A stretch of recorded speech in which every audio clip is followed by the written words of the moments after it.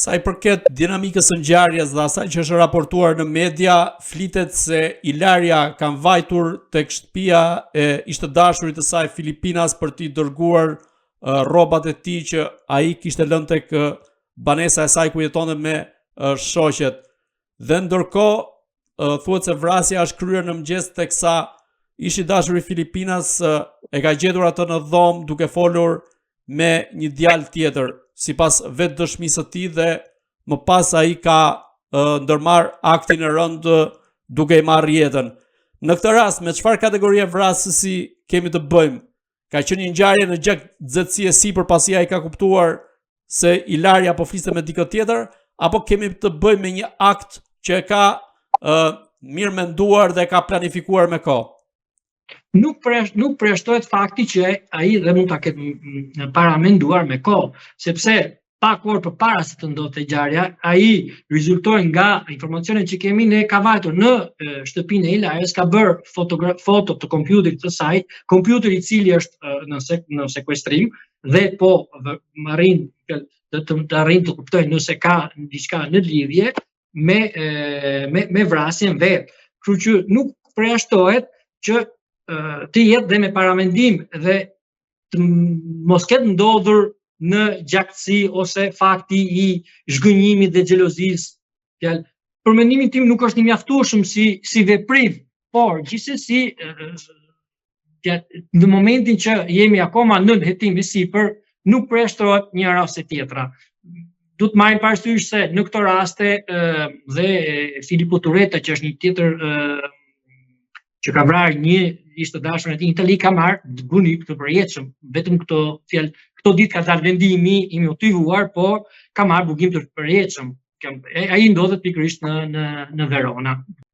Duhet të shtojmë për vetë faktin sepse është një problem aktual i Italisë, dhe të cilën vetë Këshilli i Ministrave në mars të 2024 ka propozuar një projekt ligj të fusë një ligj të ri, 577 bis i kodit penal, që të parashikoj feminicidin si krim në vete, përveç normave që do të theksem ekzistojnë. Kjo normë është akoma në dhomat e parlamentit, siç e dini, i parlamentit italian ka 2 dhoma, senatin dhe kuvendin, dhe do të akoma të kaloj në komision përkatëse dhe në aprovim, dhe derisa të aprovohet njëjti tekst të dyja nuk bëhet ligj. Normalisht kjo nuk aplikohet në rastit konkret, sepse ka ndodhur përpara, po për të thënë faktin që në Itali është një çështje që për fat keq po bëhet gjithmonë problematike, dhe nga kjo pikpamje qeveria po mundohet të vërë një fren duke ashtëpërsuar dhe duke futur një normë specifike për feminicidin. Çfarë ka dashur të arrijë autori teksa sipas raportimeve të mediave italiane bëhet e ditur se e ka ndryshuar edhe dëshmin duke i shtuar asaj disa elemente të tjerë, duke thënë që në momentin që ai kishte hyrë në dhomë e kishte gjetur Ilarian duke folur me një djalë tjetër dhe se ajo i kishte kthyer unazën e fejesës. Si mendoni, me çfarë ka dashur të arrijë autori në këtë rast përmes ndryshimit të dëshmisë? Ndryshimi i dëshmisë është pikërisht mund të jetë si këshill e avokatit vet ose si të tentohet të mbrojtë, duke mbajtur parasysh të faktin që pranimi i fajit në Itali mund të jetë dhe jo vetëm sepse ka prova, një mal prova, si mund të themi shqip, që e vërtetojnë faktin që ka vrarë ai, por edhe për faktin që ai e ka pranuar fajin sepse mundohet, dhe me strategji, normalisht avokatët tim mund të këshilloj këshilla ligjore më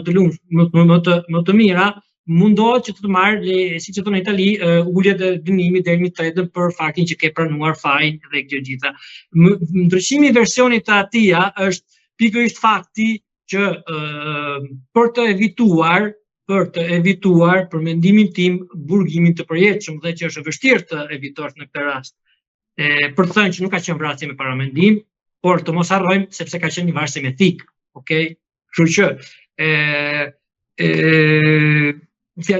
ndryshimi i versionit nuk është gjë tjetër, është vetëm një tentativë për të evituar burgim të përjetshëm, dhe mos harrojmë që ka ndryshuar version dhe për sa i përket rolit të prindërve. sepse ka thënë që prindrit më përpara nuk ishin e ka bërë çdo gjë vetë. Atëherë lind dyshimi si mundet që një person të bëjë gjithçka vetë dhe prindrit nëse ishin aty dhe nuk kanë dëgjuar gjë, sepse versioni i nënës së tij është pyetur për 4 orë, ka thënë që isha aty nuk dëgjova gjë, nuk dëgjova zhurmë, vetëm kur hyra në dhomë e pash që i kishte vrarë dhe ndihmova të fshihte prova. Dhe kjo, për mendimin tim, është jo e besueshme, duke thënë, sepse gjitha i krimi i madh, diçka duhet këtë dëgjuar. Ndërsa nuk është akoma i qartë cili është roli i teatrit, nëse ka qenë aty, nuk ka qenë aty. Prandaj thash, situata tani është akoma në hetim e sipër, shumë gjëra mund të ndryshojnë, mund të rrjedhojnë në një kuptim ose në kuptimin tjetër, kështu që është e vështirë që të flasim se sa do jetë dënimi i atij që duhet të marrë në rastin konkret. Por rrethanat të cilën ndodhemi deri tani, për mendimin tim ka një mal prova që mund të marrë një vendim që një dënim të përjetshëm. Si e komentoni faktin që në këtë krim ka qenë e përfshirë edhe ëma, pra e ka ndihmuar në pastrimin e dhomës nga akti që kishte kryer? Ju si njerëz të ligjit, sa shpesh i gjeni, po themi, raste të tilla ku prindërit e ëma ose babai bëhen bashkëpunëtor në krime të tilla? Për fat të keq ndodh, me fjalë, siç ishte në fillim që ai ka mohuar nëna, por nëna duke qenë fakti që dhe për nënën në momentin e parë e ka mohuar që ka ndihmuar djalin, djali ka pranuar fajin dhe ka thënë e kam bërë vetë, pa ndihmën e prindërve dhe prindërit nuk ishin aty, por hetuesit kanë kapur qeliza telefonike, si i thonë në shqip, e cila qeliza telefoni e ëmës kapte në ato orë dhe në ato vend ishte në shtëpi, nga që nuk mund ta mohonte dot, ka pranuar faktin e ëma që e ka bërë atë, por e ka bërë, nuk ka asistuar në vrasje, por ka asistuar vetëm në fshehjen e gjakut dhe të kufomës. Aktualisht flitet se janë dhe 2 bashkëpunëtorë tjerë, janë disa informacione që akoma po hetohen. Nisur nga ajo që mund të arsyetohet ligjërisht, me sa vite burgim rrezikon që të dënohet filipinasi? Duke pasur parasysh sistemin italian që thotë që për një vrasje dënohet që më pak se 21 vjet burg, besoj se nga 24 deri në 30 ose mendoj që janë hipoteza, sepse duke qenë hetimet akoma në vazhdim, është e pamundur të japësh një hipotezë, por rrezikon 30 vjet, mund të rrezikojë edhe burgim të përjetshëm. Mund të rrezikojë nga 24 deri në 30 vjet, por nëse arrin të vërtetohet që ka qenë me paramendim,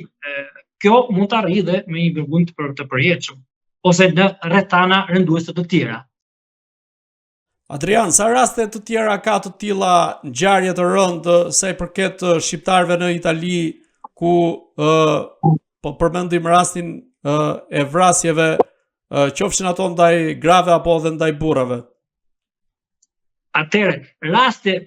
në Itali brenda vitit 2025 besoj se në mos gaboj